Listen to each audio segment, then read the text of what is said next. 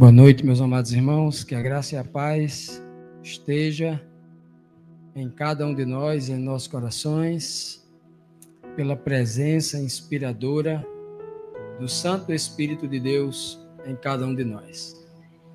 Meus amados, hoje nós trouxemos um tema aqui, atendendo a um pedido de um amado irmão que já faz um certo tempo, né? Um pedido que nós pudéssemos trazer um assunto, buscando aqui uma resposta bíblica para o tema reencarnação, né? O tema reencarnação. Ele toma forma, esse tema, reencarnação, toma forma dentro do cristianismo nominal, em especial nos espíritas cristãos, né? Toma essa, porque o cristianismo ela tem muitas vertentes, né? E aí criou-se essa dúvida. A partir de um tema, inclusive, eu acredito, de palavreados, de teorias criados já na Idade Média, quando a igreja começou a falar sobre a encarnação de Jesus. Não existe isso na Bíblia, encarnação de Jesus. Não existe isso, ok? Isso são palavras inventadas durante a Idade Média, mas a Bíblia não fala de encarnação de Jesus em lugar nenhum. Então, quem inventa encarnação dá suporte para outras mentes criativas criarem a reencarnação. Alguns usam o verso isolado, interpretando por sua própria conta, usando o texto de João 1, versículo 14, que diz que e o verbo se fez carne. Você dizer que isso é encarnar é uma coisa distinta, completamente diferente. O verbo se fazer carne é diferente de encarnar.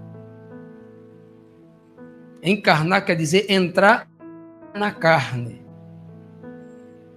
Aqui nós não entramos em carne, nós fomos gerados pela carne. É diferente.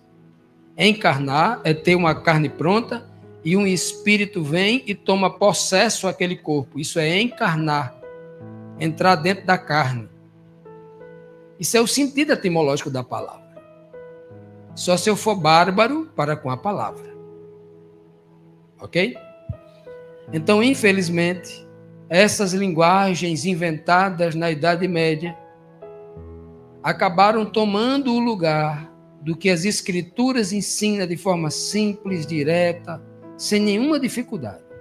Basta o homem honesto, sincero, ficar com o que a Bíblia ensina no seu óbvio sentido. Isso é suficiente. Ok? Então me pediram para que nós trouxéssemos o tema reencarnação ou ressurreição. Por que nós estamos colocando aqui essa dicotomia, esses dois temas que estão aqui em lados contrários? Ou um ou outro. Porque a gente vai buscar nas Escrituras Sagradas o que a Bíblia ensina sobre isso. O objetivo de nosso estudo de hoje à noite,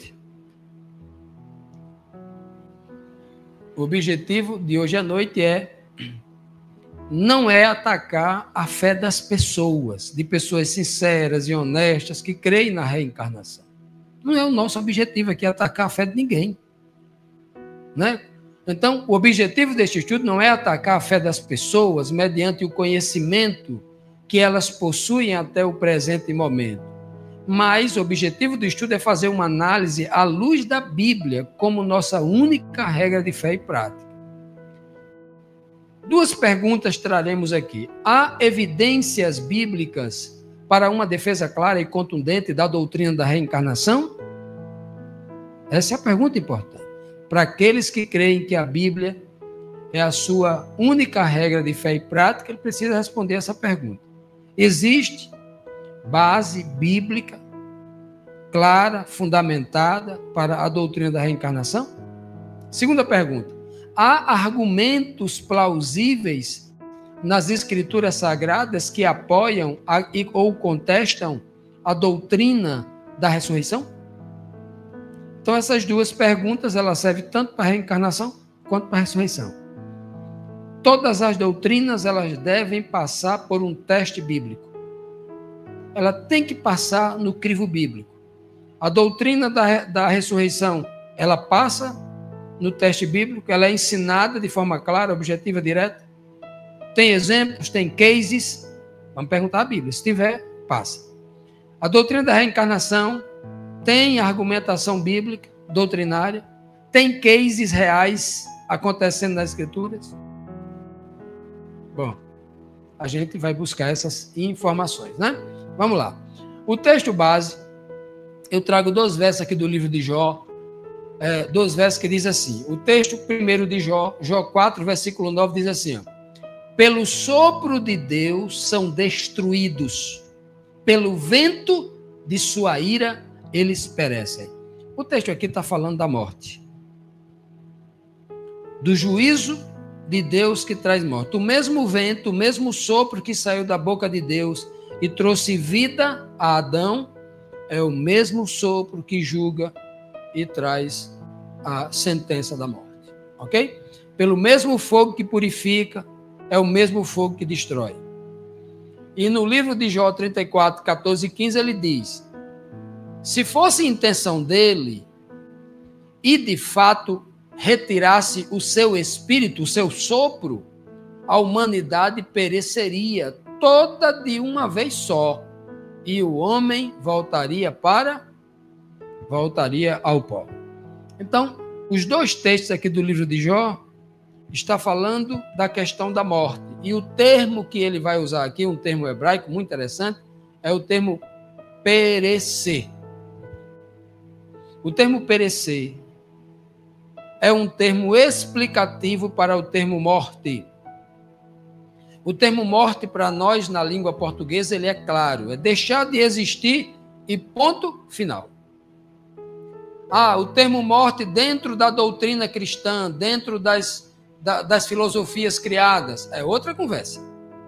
Mas o sentido etimológico da palavra morte, o sentido etimológico da palavra sofrer, o sentido real daquela palavra, quando ela surgiu, qual o objetivo dela, é claro o objetivo. Eu trouxe até aqui, né, uma explicação sobre isso.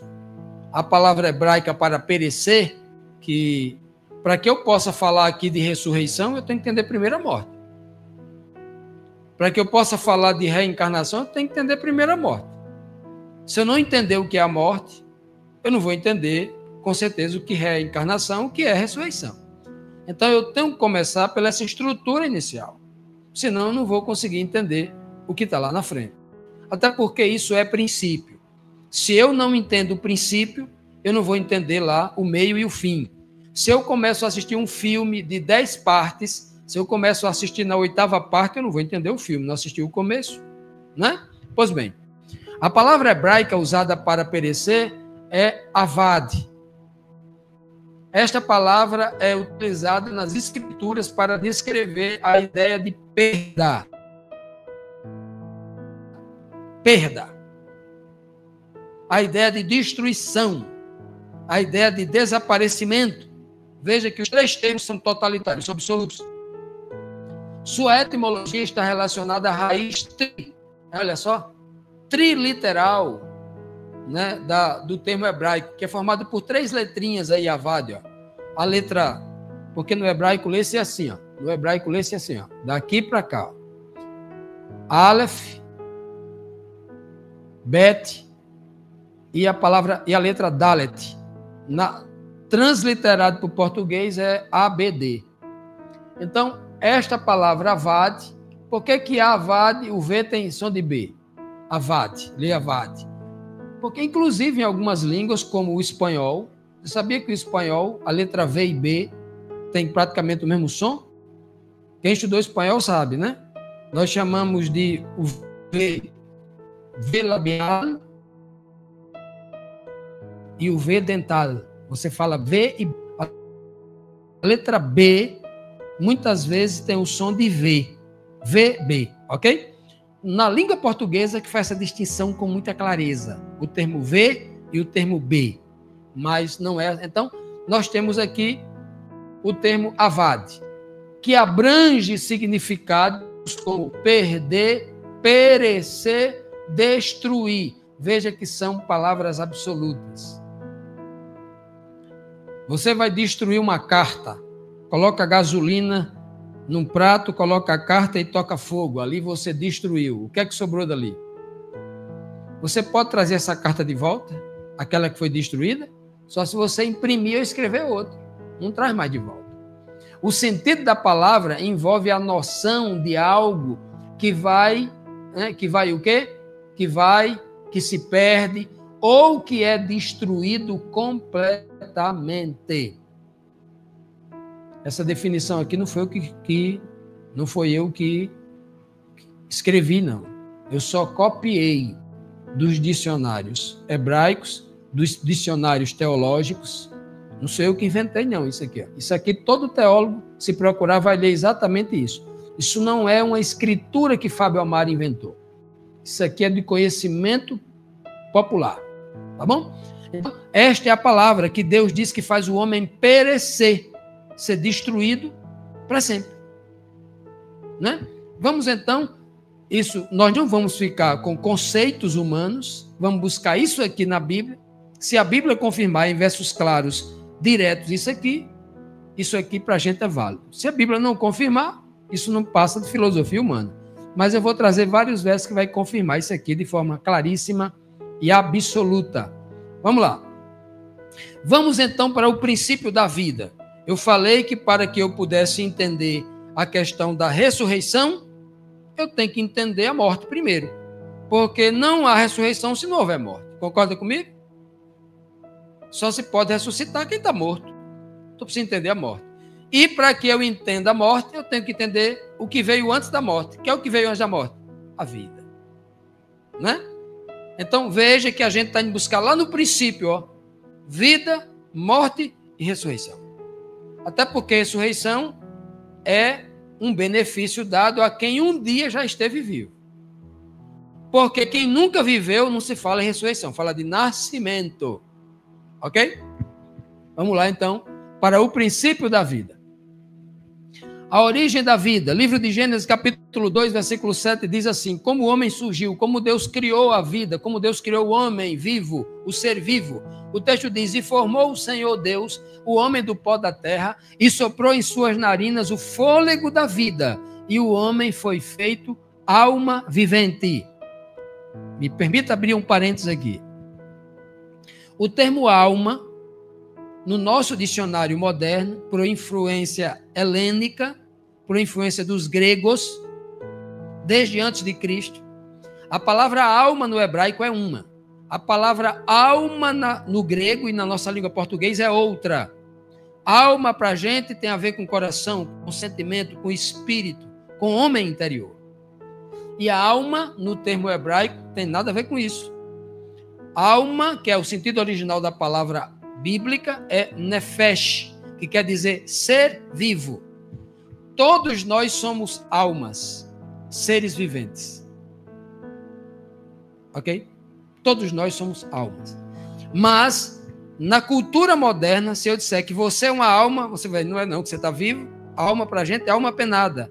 É o vulto da minha avó que morreu, que apareceu. Não é assim? Na cultura popular? Aqui no Nordeste tem muito isso. Então, só para vocês entenderem, cuidado para não estar preso à letra morta. A letra, determinadas palavras, em determinadas culturas, pode mudar todo um conceito de compreensão da verdade, da mensagem verdadeira. Então, muito cuidado com isso, tá bom? Então, aqui, ó, o texto diz que a vida, a origem da vida, foi Deus pegar a areia, o barro, como você queira, e ali formar ali um boneco, talvez, né? Algo parecido com um boneco, formando o ser humano ali. E então, aquele boneco de barro sem vida, Deus foi lá, algo que saiu de dentro dele. Se Deus tem pulmões, eu vou falar assim, ó, saiu dos pulmões de Deus. Na verdade, não é isso, porque quando a Bíblia fala do Rua, o Ruach, o sopro, o Espírito de Deus, quando Deus sopra o seu Espírito na nossa língua, né? Nossa língua fala o Espírito, mas na língua original não é Espírito, é o Rua, que significa o sopro. E esse sopro significa Deus deu algo do seu interior, que saiu de dentro dele, algo espiritual, da sua essência. Por que espiritual? Porque o sopro ninguém vê. Eu vou soprar aqui, vocês olhem para cá, o sopro vai sair aqui, ó. Quero que vocês vejam o meu sopro. Alguém viu alguma coisa aqui na frente? Porque o sopro é espiritual, é invisível. Essa é a força de expressão, Deus está dizendo. Daquilo que essencialmente sai de dentro de mim, do meu espírito, eu estou dando a você. Então o homem é feito dessas duas coisas. De algo material e de algo... Esse algo espiritual não é um sopro que trouxe ar dos pulmões e o coração começou a bater. Não. Esse Rua de Deus trouxe ao homem inteligência. A capacidade de pensar, de escolher, de aprender, de decidir. Isso é o principal que o Espírito de Deus trouxe à mente do homem. Ok? Então o homem é feito dessas duas partes. O homem é bipartite, é duas partes. A teologia moderna, sobre a influência pagã de Roma, da igreja cristã romana, criou que o homem é tripartite. O homem não é tri, o homem é bi. E a Bíblia inteira vai falar sobre isso. Ok? Duas partes. A filosofia, o homem é tri, o homem é carne, o homem é emoção e o homem é razão. Emoção e razão estão intrinsecamente ligadas, ok? Está dentro dessa questão do espírito. Vamos lá. A Bíblia diz isso aqui, o verso é claro. Ó. Em nenhuma parte da Bíblia você vai encontrar. E formou Deus o homem do pó da terra, soprou em suas narinas e depois deu a sua inteligência. Não tem isso, só é duas partes. É uma equação simples aqui. Ó. Desenhar aqui o vento, o sopro é difícil, mas eu trouxe esse símbolo aqui para você entender que é o vento, o sopro de Deus, né? Então, nós temos uma equação simples aqui, ó. Fôlego ou vento de Deus, mais o pó é igual ao quê? Ao ser vivo. Está a equação aqui embaixo, bem simples. Ó. Isso mais isso é igual a isso. Ok? Pó mais fôlego mais pó é igual a ser vivo. Tá bom? Equação. Eu trouxe essa imagem aqui que é para você guardar a equação, para ninguém colocar na sua cabeça que tem um terceiro item na formação do homem. Não tem. Por quê? Porque quando a gente for ler os versos falando sobre a morte, também ele só vai destinar 2 itens, não é 3. Tá bom? Vamos lá. Então, a morte no princípio. A gente viu aqui a vida. Como é que surgiu a vida? Agora, para a morte. Vamos ver a morte também como princípio. As palavras testemunhais da própria Eva, aquela que por meio dela entrou o pecado no mundo, né? Através dela e de Adão. E disse a mulher serpente, Eva dando aula a Satanás, olha só, Eva dando, quem está falando aqui é Eva, Eva está dizendo do que ela sabe, do que ela sabia, não é essa Eva aqui não, é a outra. Diz assim, e disse a mulher serpente, do fruto das árvores do jardim nós comeremos, Deus mandou comer de todas as árvores. Mas do fruto da árvore que está no meio do jardim, disse Deus, não comereis dele, nem nele tocareis, para que não morrais. Então Eva era consciente de que não podia comer daquele lá para que não morresse? Eva era consciente. Eva sabia que a morte só entraria na terra, na vida dos seres humanos, se ela desobedecesse essa ordem de Deus. Não coma e nem toque naquele fruto. Não coma e nem toque no fruto. A gente fala só em comer, não é? Mas tem a comida e o toque. Ok? Não coma e não toque. Eva era consciente. Eva abriu com a própria boca dela e ensinou a Satanás. Eva não era inocente. Ela sabia o que estava fazendo. Ok? Palavras de Deus, então, agora, ao homem. E disse assim para Adão e Eva. No suor do teu rosto comerás o teu pão, até que tornes a terra, porque dela foste tomado. Porquanto és pó, e em pó te tornarás. Aqui o Senhor está dizendo claramente que se o homem foi tirado do pó, ele antes não existia, como se estivesse morto no pó. O Senhor deu a vida para ele. Se ele pecar, ele volta para o pó. Aqui é justamente o contrário da ressurreição. A ressurreição é: o homem estava vivo, foi para o pó e Deus trouxe ele de volta à vida. Percebe o contrário? Através da ação de Satanás, o homem que estava vivo voltou para o pó. Através da ação de Cristo, o homem que estava morto voltou à vida. Percebe as obras contrárias, contraditórias de Cristo e de Satanás em relação à morte e vida? Pois bem, vamos continuar. Agora vamos para a doutrina da morte. Nós já vimos aqui claramente como surgiu a vida, como a morte entrou na humanidade. Agora vamos ver o que as Escrituras Sagradas ensinam como morte. O que é morte para a Bíblia. Já aprendemos o que é vida. Já aprendemos como a morte entrou na humanidade. E agora vamos saber sobre a doutrina da morte. O que a Bíblia ensina? Eu trouxe aqui 4 versos. Isso não quer dizer que tem 4 versos. Tem 40 versos. Mas trouxe 4 aqui porque é um resumo de muitos versos. Tá bom? No livro de Deuteronômio 8,19 diz assim, ó: e será que, se, partícula condicional, se de qualquer forma te esqueceres do Senhor teu Deus e andares após outros deuses e os servires e a eles te inclinares, hoje vos protesto, ou vos digo, vos proclamo, que certamente perecereis.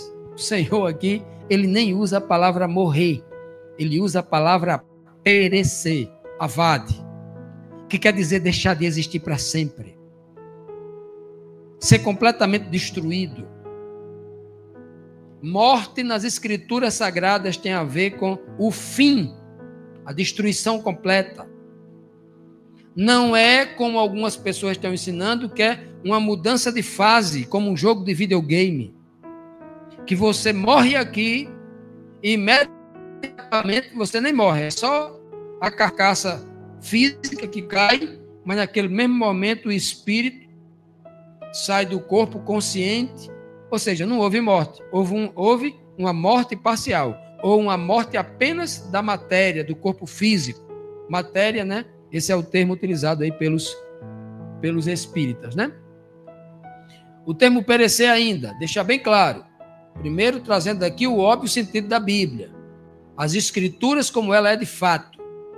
Salmos 37, 20 diz, ó: mas os ímpios perecerão, e os inimigos do Senhor serão como a gordura dos cordeiros, desaparecerão, em fumaça se desfarão. Alguém aqui já viu uma gordura no fogo? Na churrasqueira? Se você deixar uma gordura naquela fumaça, naquela brasa bem vermelhinha ali, né? Só em você chegar perto já queima a mão. O que acontece com aquela gordura? Ela derrete, vai cair em cima das brasas, e as brasas vai fazer o que com elas? Vai virar fumaça. E a fumaça vai para onde? Desaparece, evapora, desaparece. Foi destruído para sempre. Assim é o termo que o Senhor está dizendo que ocorrerá com os ímpios. Mas na Idade Média, a Igreja Romana, em profunda apostasia espiritual, criou uma doutrina completamente demoníaca, que é uma doutrina que cria um Deus perverso, um Deus injusto, um Deus desequilibrado como o homem irado. Criou um inferno, um purgatório, onde Deus vai meter fogo no homem e o homem vai gritar a vida, a eternidade todinha, gritando dentro de um fogo que queima, mas não consome. E 500 versos na Bíblia diz que Deus vai lançar um fogo consumidor. Olha, só se eu for um bárbaro com a minha própria língua, para não entender que a palavra consumidor é aquilo que consome aqui, ó, um fogo que consome, como a gordura no fogo, que faz desaparecer. Consumir quer dizer você pegar um papel, encher de gasolina, jogar fogo nele, e ali um papel com gasolina. O que acontece? O papel já queima sem gasolina, e com gasolina faz o quê? Nem as cinzas fica, meu amigo. Desaparece tudo ali. Então, a Bíblia diz que Deus é fogo consumidor, mas a igreja, quando lê o texto, tem um monte de igreja aí, cristã pentecostal, que está nessa linha da igreja católica, bebendo no mesmo cálice da mãe que inventou a doutrina do purgatório, uma doutrina que não tem na Bíblia. A igreja pentecostais aí, cristãs, estão nessa mesma linha aí, ó. E ainda tem coragem de falar mal do candomblé, do espiritismo, não sei de quê, se estão na mesma crença, falar mal de quem? Se estão fora da Bíblia do mesmo jeito, não tem estrutura bíblica, não tem capacidade de apresentar versos claros e diretos para defender uma doutrina. Fica inventando mentira dos outros. Não tem moral de falar da outra igreja, porque crê nas mesmas mentiras criadas fora da Bíblia, ok? Então o texto aqui é muito claro, claríssimo, perecerão. Eu trouxe 2 textos falando sobre perecer, mas eu traria aqui 50 versos, trazendo o termo perecer relacionado à morte. Agora, 2 versos sobre morte. Primeiro, eis que o Senhor diz, eis que todas as almas é o que eu falei para você há pouco tempo? Ser vivo. Alma é ser vivo, uma pessoa viva. Em outras palavras, ele está dizendo, a palavra aqui é nefesh, no hebraico. Eis que todos os seres vivos, todas as pessoas são minhas. Assim como é o Pai, a alma do Pai, assim como é o corpo do Pai, o ser vivo do Pai, assim também a alma do Filho é minha.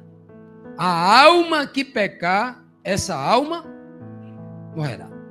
Se alguém está dizendo por aí que a alma não morre, a alma é o que fica vivo, só quem morre é o corpo, mas a alma, o texto direto está aqui, a alma morre. A alma morre. Texto direto. Aqueles que estão presos à letra morta, texto direto. A alma morre, é o texto bíblico direto.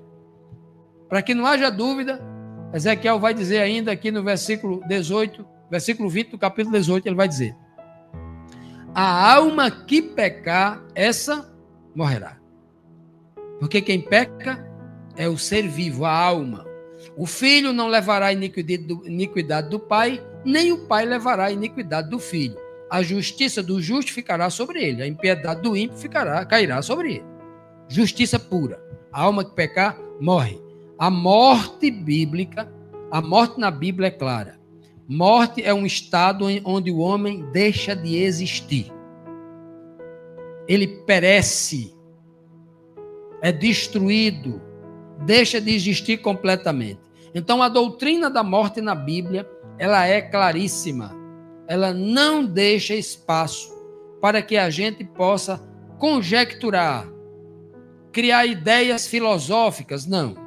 Só se você criar em textos isolados, textos que não estão falando de morte, como esses textos estão falando de morte diretamente, dizendo que é morte, dizendo que é vida, né? Textos diretos. Ninguém pode pegar aqui, como alguns pentecostais fazem de forma, eu diria assim, de ignorância intelectual, alguns até desonestidade intelectual que utilizam disso.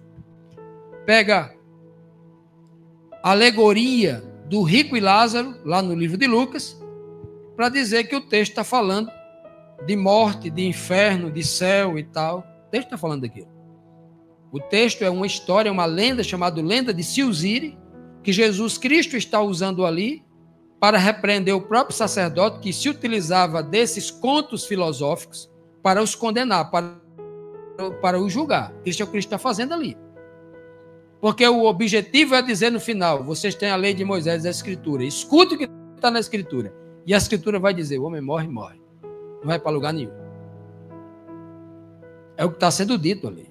Então, Cristo usa um conto de fadas que os sacerdotes usavam nas sinagogas para mostrar para eles que eles não estavam escutando Moisés. Cristo não conta aquele conto para dizer, falar de céu, de inferno, de morte, de vida, não está falando disso. O texto é claro, só para quem não quer enxergar. No final do texto, ele conta a moral da história. A moral da história é, eles têm a lei de Moisés e os profetas, manda escutar o que está lá.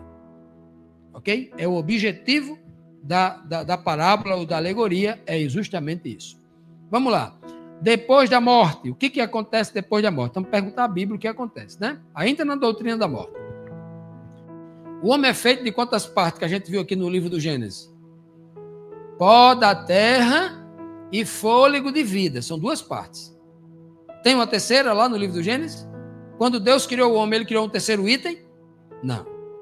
Aqui vai falar dos dois. Eclesiastes 12, 7, falando da morte da vida, ele diz, ó, e o pó e o corpo, a matéria corporal, volte à terra como era, quando o homem morre. E o ruach, o espírito, e o fôlego volte para quem? Para Deus que o deu. Então veja que na morte aqui, olha, não sobrou nada em lugar nenhum. Tudo volta à sua origem, ao seu estado original. O homem foi tirado do pó, quando ele morre, o corpo físico dele volta para o pó. E aquele Deus que soprou o seu espírito nas narinas do homem, esse Deus, quando o homem morre, ele faz, toma o fôlego de volta, volta para ele, no estado original. O ser humano, que é indivisível, deixa de existir. O que é um ser indivisível? Imagine uma cobra que é composta de duas coisas. Uma cobra, ela é composta de cabeça e de corpo. Quando você pega o facão e separa a cabeça do corpo, o que acontece com a cobra? Ela morre. A cabeça precisa do corpo para viver. E o corpo precisa da cabeça. A cobra, nesse sentido ali, o corpo e a cabeça são indivisíveis. Deixa de existir. O ser humano, ele é indivisível. Se você separa o espírito do corpo, o espírito do pó, o espírito da carne, o fôlego do pó, o espírito da carne, se você separa, ele morre. Porque ele é indivisível. Ele só existe quando esses dois itens se juntam. Vocês entenderam isso? Que o homem é indivisível? Ele só existe porque se eu disser que o homem não foi criado por Deus no momento do sopro, eu vou dizer que o homem já existia dentro de Deus. O homem é tão eterno quanto Deus. Isso é uma filosofia panteísta, asiática, não vem da Bíblia. É espiritista, não é bíblica. Se eu digo que o homem, quando morre, ele volta para o pó, e o espírito vai para algum lugar, fica vivo em algum lugar, aguardando a oportunidade para reencarnar. Se eu digo isso, eu estou dizendo que o homem sempre existiu dentro de Deus. O homem é tão divino quanto Deus. O diabo tem razão em tudo que ele disse. Quando ele disse, Eva, você nunca vai morrer. Você apenas será conhecedora do bem e do mal. Porque você vai reencarnar e você... O diabo tem razão e Deus estava errado. Vocês entenderam o problema, a equação problemática que se cria quando não se entende essa estrutura inicial da morte? Quando se cria uma tricotomia do homem e outros absurdos por filosofias pagãs que não veio da boca de Moisés, dos profetas de Jesus, dos apóstolos, vieram de influência de doutrinas pagãs, de religiões que vinham da Babilônia, da Grécia e de outros lugares do mundo, que entraram dentro do cristianismo, foram assimilados, vinham da Ásia principalmente, porque hoje, na verdade, eu não sei quais são as bases da fé cristã. Dizem que o credo mais antigo do cristianismo é o credo niceno. Para mim, o credo é a Bíblia, só tem a Bíblia como credo. Eu não tenho credo niceno, né? O credo é a Bíblia, é o que está lá. Não tem outro credo para mim. A Bíblia, para mim, é a única regra de fé e prática. Meu credo é a Bíblia. A gente não fica formulando credos. O credo é a Bíblia. Mas o credo moderno da igreja, ninguém sabe quem é, porque hoje a influência asiática veio com tudo dentro do cristianismo. Porque o que tem de igreja asiática, por exemplo, que é cristã, ninguém sabe se ela é budista, se ela é shintoísta, se ela é hinduísta. Ninguém sabe mais. Porque as igrejas estão poluídas de pensamentos orientais, de doutrinas pagãs, por falta de conhecimento dos princípios basilares da fé. Vida, morte, por exemplo, são um destes princípios. São tantos, né? O outro texto diz assim, ó: sai-lhes o espírito. Olha só, se sair o espírito de mim, o corpo volta para onde? Volta para a terra. Naquele mesmo dia perecem o que? Os seus? Veja que o texto está dizendo, se sair o espírito, ou seja, se você dividir, tirar o espírito da carne, por isso que o homem é indivisível. Saiu o espírito do homem, ele morre. Ele é indivisível. Se saiu o espírito, o homem morre. Naquele mesmo momento, perece o quê? Olha a palavra aqui, perecer. O que é perecer, que a gente está falando até agora o tempo todo? Perecer o quê? Deixar de existir para sempre, ser completamente destruído, desaparecer completamente. É o texto, perecer. Naquele momento, desaparece o que nele para sempre? Os seus pensamentos. E o pensamento está ligado à carne ou ao espírito? Ao espírito.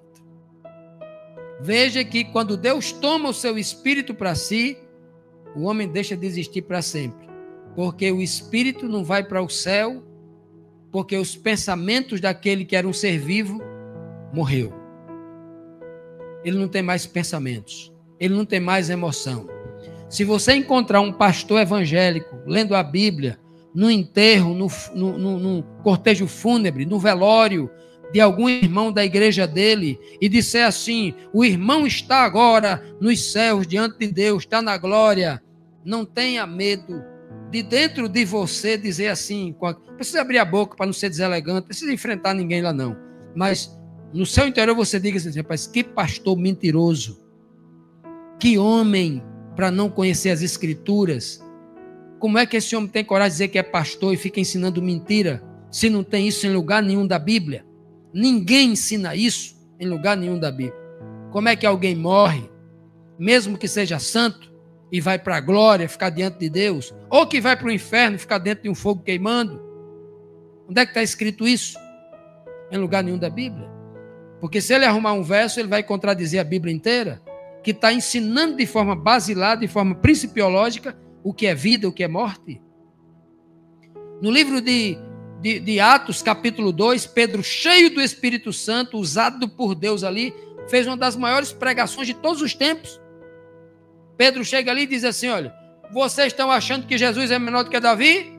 Porque você disse que Davi é maior, tal, e ele era chamado de filho de Davi? O meu Senhor é maior do que Davi. Ele ressuscitou, mas Davi está no seu túmulo aqui até os dias de hoje. Você está dizendo que nem Davi estava no céu diante de Deus? Estava no túmulo aguardando a ressurreição? Já imaginou, Eva? Eu acho que esses pastores não leram isso. Na verdade, muitos desses pastores não gostam de ler muito a Bíblia, não. Até leem, mas alguns versos em que eles podem fazer um discurso de palavras agradáveis, estimulando a prosperidade e outras coisas mais. Mas eles não examinam palavra a palavra, eles não têm o cuidado de enxergar a doutrina, eles não têm o cuidado de enxergar o princípio na mensagem. E muita gente tem se perdido por aí, justamente porque não está buscando esse olhar espiritual. Tipologia da morte para os justos. A morte agora para os justos. A gente falou aqui para todos os homens, agora em relação ao justo. Por que eu trouxe isso aqui? Porque alguns dizem assim: está vendo? O homem não morre, não. A gente já viu o princípio, que morre até os pensamentos deixam de existir. Mas eu trouxe aqui porque a Bíblia diz que para Cristo, num momento isolado, numa questão, ele diz que ele compara a morte do justo a um sono.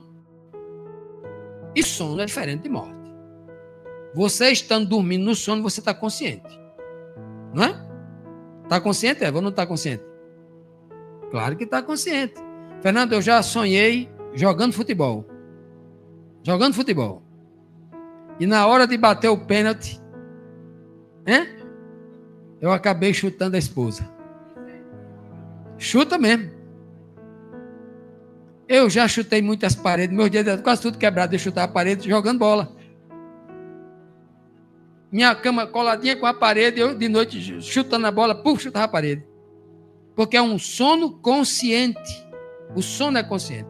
É diferente da morte.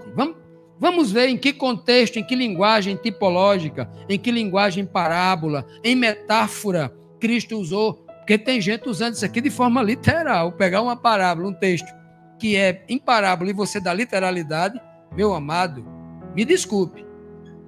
Ou isso é leviandade ou desonestidade intelectual. Você não pode fazer isso.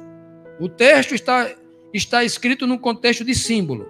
Está escrito dentro de uma parábola. Você não pode dar literalidade, meu irmão. Interprete. Não faça isso, não. Porque você está enganando o povo se você fizer isso. Marcos 5,39 diz: e entrando, disse-lhes: por que vos alvoroçais? Por que vocês estão alvoroçados e chorando? A menina não está morta, ela dorme. Mas dorme, disse Cristo, a filha de Jairo. Quando Jesus chama Pedro, Tiago e João para entrar com ele lá naquele recinto, somente eles três, mais Jairo. E ali, naquele momento, Cristo disse para ele, antes de entrar lá no quarto, falou assim: ei, por que vocês estão chorando aí feito um louco? Desesperado, como se tivesse acabado o mundo. A menina só dorme. A menina só dormia ou estava morta? Estava morta. Cristo está falando numa linguagem tipológica e espiritual, querendo transmitir uma mensagem implícita para eles. Se vocês tiverem fé em mim, e tendo fé em mim, está tendo fé naquele que me enviou, porque as palavras não são minhas. Quando eu digo a menina dorme, eu estou repetindo a palavra de alguém que está me dizendo, que é superior a mim, que me mandou aqui ressuscitar a menina. Para ele, a morte não passa de um sono, porque ele tem poder de despertar para a vida. Para ele tem esse poder. Ele não está dizendo que morte é sono e que sono é morte. Ele apenas está usando como uma linguagem tipológica para expressar o seu poder, para expressar a sua glória e para expressar o seu plano futuro de como ele vai fazer com seres humanos que têm fé nele.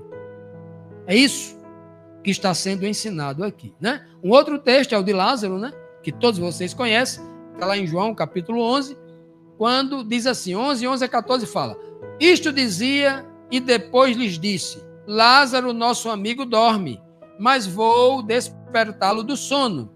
Disseram, pois, os seus discípulos: Senhor, se dorme, está salvo. Mas Jesus dizia isto da sua morte. Eles, porém, teimavam ali, que falava do repouso do sono. Aí Cristo foi. Então Jesus disse claramente: Lázaro morreu, Lázaro está morto. Porque eles não estavam entendendo a linguagem espiritual, Cristo foi: Lázaro está morto. Eu estou falando, ele dorme, numa linguagem espiritual, para que vocês tenham fé em Deus. Vocês estão entendendo? Está morto, morto mesmo. Não está sonhando, não está dormindo, não. Então, essa é a linguagem que Cristo fala o tempo todo. Agora, eu não posso, não importa se você é católico, se você é evangélico, se você é espírita, você não pode pegar a Bíblia, descontextualizar para dizer o que o texto não está dizendo. Você não pode pegar um texto desse assim, tá vendo aqui? Quando o cara morre, não morre, não. É como um sono, mas ele está vivo em algum lugar, tá. Você não pode falar isso, porque é desonesto falar isso, porque a Bíblia não está dizendo isso. Respeite o contexto. Leia o que a Bíblia está querendo dizer, a mensagem espiritual. Não altere a mensagem, né? Esse é o problema de muita gente usar o verso isolado. Vamos agora analisar aqui, para quem não conhece a doutrina da reencarnação, eu vou trazer aqui 4 pontos para a gente concluir falando da ressurreição e apresentando as contradições bíblicas, sobre o que ensina a reencarnação. Eu trouxe 4 pontos principais das incongruências, das incompatibilidades dos ensinos da reencarnação com o que ensina a Bíblia. Primeiro é um ensino contrário à redenção e à transformação com data marcada para todos. A Bíblia diz que já tem uma data marcada, no dia do retorno de Cristo, que todos os justos que estão mortos ressuscitarão para nunca mais morrer, já no corpo incorruptível. Tem uma data, volta de Cristo. Data marcada. Não está acontecendo agora todo dia, não. Não vem acontecendo há 4.000 anos, não. Vai ter uma data. Tem uma data marcada para isso. Mas a doutrina da reencarnação ensina o karma. O que é isso? Karma é a ideia de que as ações de uma pessoa em suas vidas passadas influenciam seu destino nas vidas futuras. Boas ações resultam em boas consequências, e as más ações resultam em questões negativas. O karma acumulado afeta as circunstâncias e a qualidade das vidas futuras. Então veja que aqui há um princípio de justiça que está sendo pisoteado, que está sendo ignorado. Se você viveu, viu, Abraão? Se você viveu em vidas passadas e reencarnou, quando foi que reencarnou? Quando? Qual a data do seu nascimento? Qual foi o ano do nascimento? 58. Nasceu em 58, né? Olha. Se ele reencarnou, viu, Eva? Se ele reencarnou em 58, isso quer dizer que ele teve vidas passadas em 1800, ou 1600, ou 1400. Teve vida passada. Não sei quanto tempo ele demorou para reencarnar. Assim ensina a doutrina da reencarnação. Ok? E o interessante é que uma pesquisa feita, eu não vou nem citar porque eu não sei a fonte aqui, mas falar por alto, eu não posso citar a fonte, eu não posso, né? Não posso nem colocar aqui porque eu não tenho de lembrança aqui, eu não trouxe a fonte, me lembrei agora. É que muitas pessoas que fazem a regressão, através da hipnose, né? Faz a regressão. Aí você está onde agora? Eu estou num castelo, o ano é 1500 e pouco, estou num castelo na Espanha, eu sou uma princesa, faz na regressão, né? O engraçado, Eva, é que 1 bilhão de pessoas, se fizer regressão, vai estar nesse mesmo castelo como princesa. E não teve 1.500 princesas no mundo, não. Naquele mesmo ano, não. E presa num castelo também não. O interessante, é muito interessante isso, porque essas questões são tão perigosas e absurdas que existem muitos casos assim que questionam até a lógica, a ciência, as questões antropológicas, que eu nem quero entrar nesses aspectos porque foge da Bíblia. Mas assim, a gente vê que a própria ciência, que isso aqui são filosofias com base numa pseudociência. Uma ciência sugestiva. Os cabas começam a sugestionar a mente das pessoas e as pessoas começam a ver coisa, começam a sentir coisa. Não é assim na hipnose? Sugestionar? Você é uma barra de ferro. Eu coloco o cara aqui, o cara pisa em cima dele igual uma barra de ferro. Já viram as hipnoses como acontece? Os sérios? Já vi no Silvio Santos, o cara fazendo hipnose. Há muito tempo atrás. Pegou 2 cadeiras, botou a cabeça do cara numa cadeira e a ponta do pé na outra. Viu ela quebrar o pescoço. Você é uma barra de ferro. O cara ficou em cima dele em pé, sentou e o cabo não dobrou. E nem um ser humano poderia aguentar aquilo, não. Sugestionamento. Pela operação, a Bíblia diz também do inimigo, né? É outra conversa. Então, veja que aqui, olha, a ideia aqui é de que as ações de uma pessoa baseada nas suas ações boas, lá em 1500 ele fez muita coisa boa, salvou muita gente da fome, da peste negra, das doenças, das varíolas da vida, né? Ele salvou muita gente. Ele reencarnou em 1700, 200 anos depois, reencarnou. Aí agora ele vai ter uma vida boa, já vai ser o Jorge, o Neymar. Não, vai ser agora quem? O Bill Gates. Porque ele vai ter uma vida boa agora. Aí eu pergunto, Eva. Interessante, né?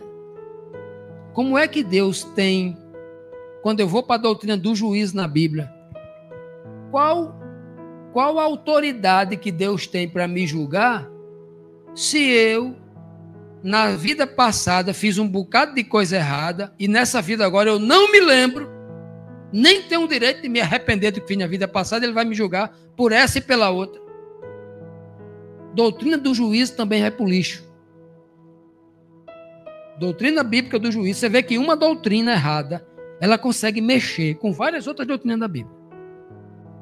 Como é que você vai fazer isso? Como é que eu vou ter o direito de me defender, ou de me arrepender, ou de me consertar, se eu não me lembro? Eu vou depender de um karma, do acaso, de uma energia que eu não sei de onde vem, para onde vai. 2. O pecado imperdoável e a justiça de um juízo final. A Bíblia fala de um pecado imperdoável. Aquele que eu rejeitei o Espírito de Deus, silenciei para sempre o Espírito de Deus na minha vida. Já cometi o pecado imperdoável. Se eu cometi o pecado imperdoável, já estou julgado ali para a morte eterna. Pecado imperdoável. Se não era perdoável, né, Eva? Imperdoável. Como é que eu cometi o pecado imperdoável e eu vou reencarnar para vir de novo se eu já não tenho mais jeito para mim? Me explique isso.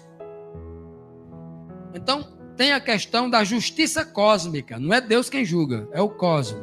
É uma energia positiva que está em algum lugar. A reencarnação é vista como um sistema justo que permite que as almas corrijam erros e ajustem dívidas kármicas. Como é que eu vou corrigir um erro que eu não lembro por onde eu andei? Eu não sei em quantas reencarnações eu estou agora.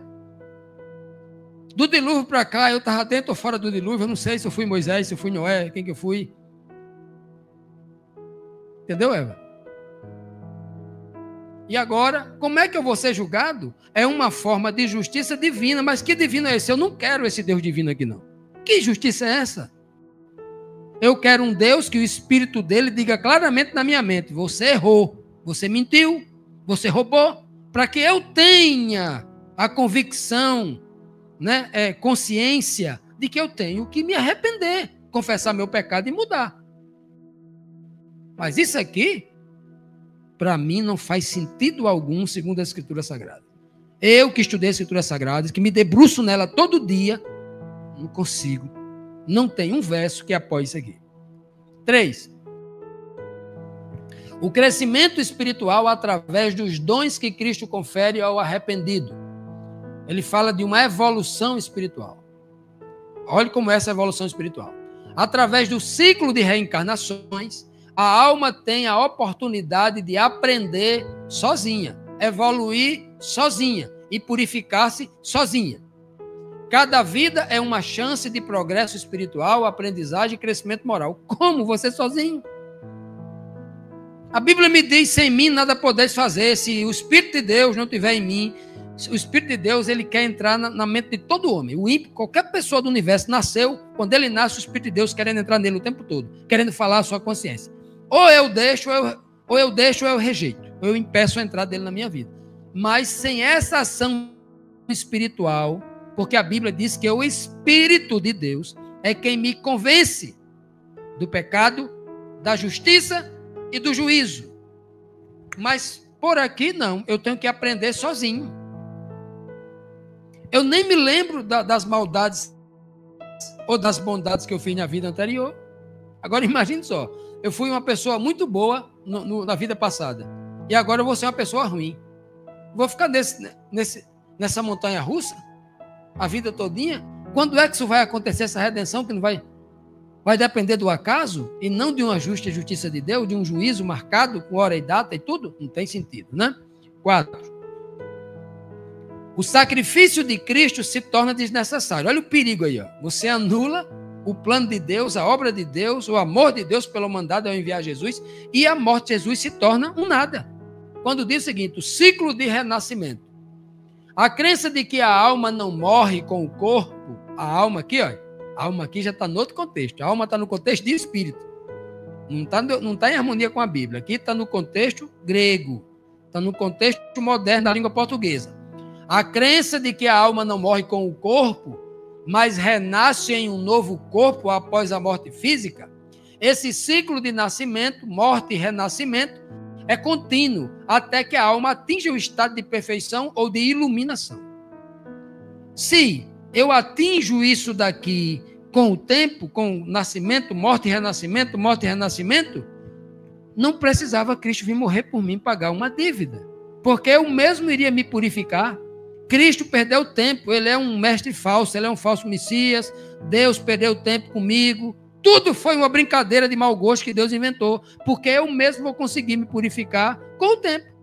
Não haverá perdido, não haverá julgamento, porque todo mundo um dia vai se consertar. Nem que ele tenha que morrer e nascer 1 milhão de vezes, mas ele vai consertar um dia. Meu amigo, se essa doutrina não veio do diabo, não veio de outra pessoa não, porque da Bíblia não vem. Se eu creio que a Bíblia é a palavra de Deus, então, olha, todo espírita, todo católico, todo evangélico, que defende essas ideias, você está contra a Bíblia, porque a Bíblia ela vai anular juízo, vai anular Jesus, vai anular amor de Deus, vai anular tudo. Porque é uma coisa que o homem consegue por si mesmo, como ensina o budismo. O espiritismo trouxe essas ideias do budismo. Que você atinge o nirvana, o karma por você mesmo. Por isso que as doutrinas que veio na virada do século, né, o autoajuda, fala assim, ó, você pode, você consegue, você é rico, você é bonito, você é isso, a solução está dentro de você mesmo. Isso não vem das escrituras sagradas. Então não é compatível para você que é crente e diz que crê na Bíblia e fica ensinando isso. Você se torna um homem contraditório, ou como Paulo diz, um contradizente. Há oportunidades depois da morte? Vamos perguntar a Bíblia. Tem oportunidade, se eu vivo, vou lá para o céu, não sei para onde, ou para o inferno. Há oportunidade depois da morte? Tem alguma coisa? Vamos perguntar a Bíblia. Olha o texto direto aqui. Ó. Vocês vão ler comigo aqui. Eclesiastes capítulo 9, 5 e 6 fala assim. Ó. Presta atenção. Olha o texto absoluto. Se tem a oportunidade de eu viver, de eu morrer, reencarnar e ficar me consertando. Olha o texto. Porque os vivos sabem que hão de morrer. Mas os mortos sabem alguma coisa? Se eu não sei de nada, Abraão, eu tenho vida consciente? Se eu não tenho vida consciente, eu tenho um espírito, porque o espírito, a consciência está no espírito. Mas os mortos não sabem coisa nenhuma. Nem tampouco terão eles qualquer tipo de recompensa. Mas a sua memória é da carne ou do espírito? Espírito. A sua memória fica entregue ao esquecimento. Esquecimento, desaparecimento total, o mesmo termo perecer. Também, olha, o sujeito, como é que eu vou para o céu se eu não tenho amor? O céu ódio, como é que eu vou para o inferno se eu não tenho? Eu vou para onde? Essa vai ficar doida, viu, Charlene? Não sabe para onde vai, ó. Também o seu amor, o seu ódio, a sua inveja já pereceram. A palavra perecer está em todos os lugares que a Bíblia vai falar sobre morte. Já pereceram e já não tem parte alguma para sempre, que é o termo perecer, em coisa alguma que se faz debaixo do sol. Se faz na nossa galáxia inteira. Já imaginou o texto absoluto? Para a Bíblia, morte é morte. Então essa ideia aqui de que o sujeito morre, não. Ele nem pode reencarnar porque não tem vida consciente. Ok? E outra coisa, o termo reencarnar, primeiro, a criança nasce, e quando a criança nasce, depois o espírito vem e entra na carne. Isso é reencarnar. A partir do momento em que eu pego um sêmen meu, misturo com o óvulo da minha esposa e gero uma nova vida, isso não é reencarnar ou encarnar, isso é gerar. A ressurreição uma vez só. Olha o que diz o texto. Vamos concluir a ressurreição agora, vamos trazer vários textos aqui diretos e absolutos. Sabendo que, havendo Cristo ressuscitado dos mortos, ele já não morre mais. Porque ele é príncipe dos que morrem, né? Já não morre.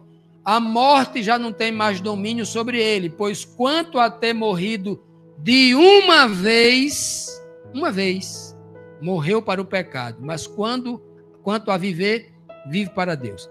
Então, o texto está dizendo, Cristo reencarnou quantas vezes, Abraão? Morreu quantas vezes, reencarnou quantas vezes?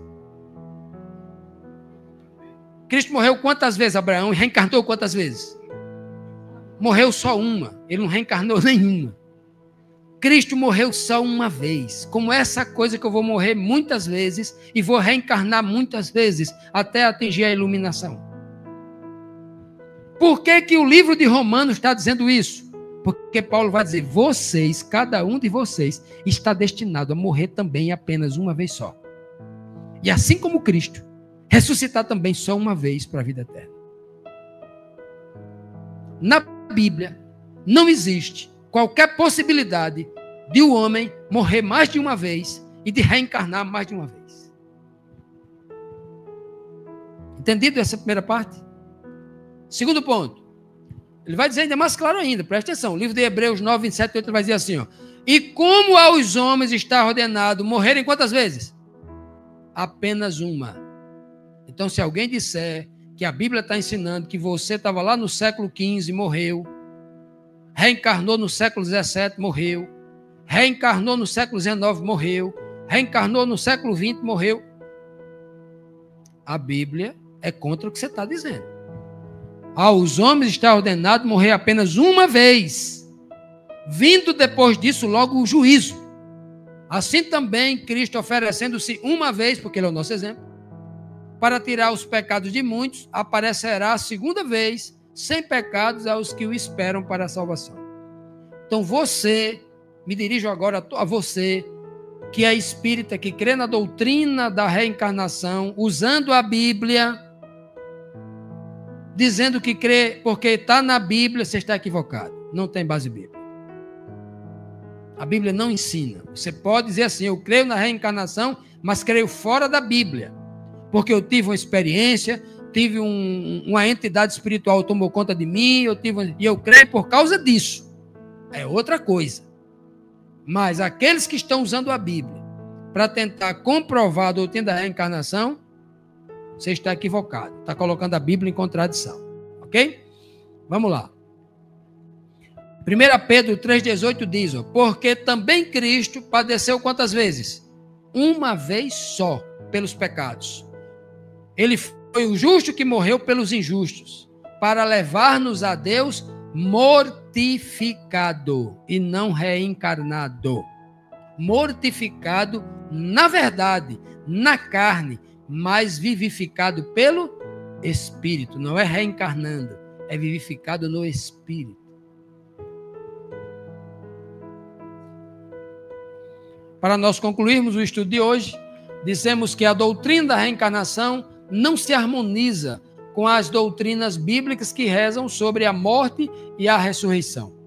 Os versos da Bíblia que são usados para tentar confirmar a doutrina da reencarnação são versos isolados, descontextualizados, fora do seu contexto, recortados de parábolas e de falas de Jesus que tratam de juízo ou tratam de obediência ou contra as religiosidades vazias do povo, ou seja, dos líderes religiosos daquela época. Então, portanto, meus amados irmãos, são ensinamentos que não têm comprovação bíblica, que não têm a chancela bíblica, que não se harmoniza com o que a palavra de Deus ensina. Meus amados, a ressurreição é a mais bela doutrina e a mais bela promessa no período que nós chamamos de a nova aliança. E essa doutrina, Paulo diz que se eu não creio na ressurreição, logo é vã toda a minha fé, é vã tudo que eu faço, é vã toda a minha obra, é vã toda a minha vida. E esta verdade, nós não podemos ofuscá-la com qualquer doutrina ensinada por qualquer pessoa que venha de qualquer lugar. Que creiamos na palavra de Deus somente, em nome de Jesus.